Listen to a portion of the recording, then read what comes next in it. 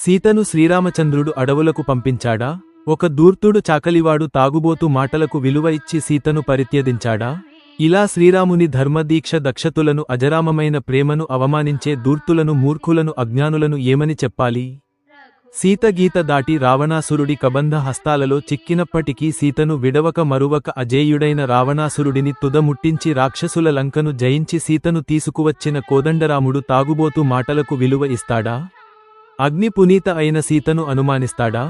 లేదు. అయితే సీతను ఆమె యొక్క పతివ్రత భక్తిని అవమానించకూడదు అనే ఒకే ఒక కారణంతో శ్రీరామచంద్రుడు సీతను వనవాసంలోని వాల్మీకి కుటీరంలో వదిలిరమ్మని లక్ష్మణుడును ఆజ్ఞాపించాడు.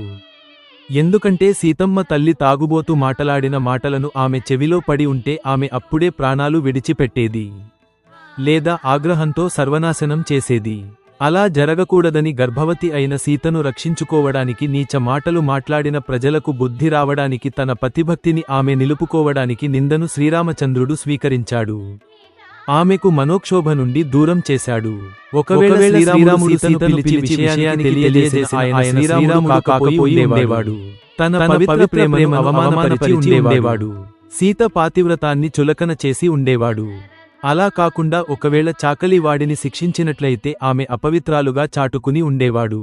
శ్రీరాముడు ధర్మపరుడు కాదని స్త్రీలోలుడని చాటుకునేవాడు.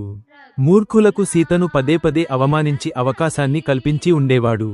ఇటువంటి సంఘటనలు జరగరాదని అవమాన భారాన్ని నిందాభారాన్ని తనే భరిస్తూ సీతకు ఇటువంటి హాని కలిగకుండా తను నిందను భరించి ఆమెను రక్షించుకున్నాడు.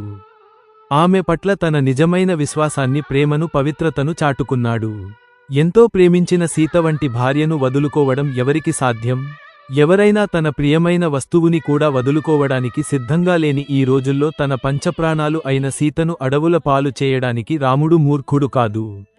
తన ధర్మనిరతిని చాటుతూనే ప్రపంచాన్ని సీత పవిత్రతను గుర్తించేటట్లుగా ఖ్యాతిని గడించేటట్లుగా ఆమె ఉన్నత స్థితిని పతివ్రతను సుస్థిరం చేశాడు. జగమునకు సీతమ్మను తల్లిగా నిలిపాడు. తండ్రిగా శ్రీరాముడు నిలిచాడు. అటువంటి శ్రీరాముని మనసును తెలియని మూర్ఖులు పదే పదే శ్రీరాముని నిందించడం ద్వారా హిందువులలో విద్వేషాలు పెంచాలని, హిందువులను విభజించాలని, మూర్ఖులను చేసి అధర్మాన్ని పెంచి నాశనం చేయాలని ప్రయత్నం చేస్తూ ఉన్నారు. వీరి మాటలు విని ధర్మానికి దూరంగా ఉంటూ, ధర్మాన్ని కష్టంగా భావిస్తూ హిందువులు నీచ స్థితిని పొందుతూ ఉన్నారు. ఇకనైనా పరాయి మాటల తూటాలకు బెదిరిపోక సత్యాన్ని గ్రహించే ప్రయత్నం ప్రతి హిందువు చేయాలని వినమ్రంగా విన్నవించుకుంటున్నాను. జై శ్రీరామ్. జై జై శ్రీరామ్. ఇట్లు సురేష్ కుమార్, న్యాయవాది, తిరుపతి.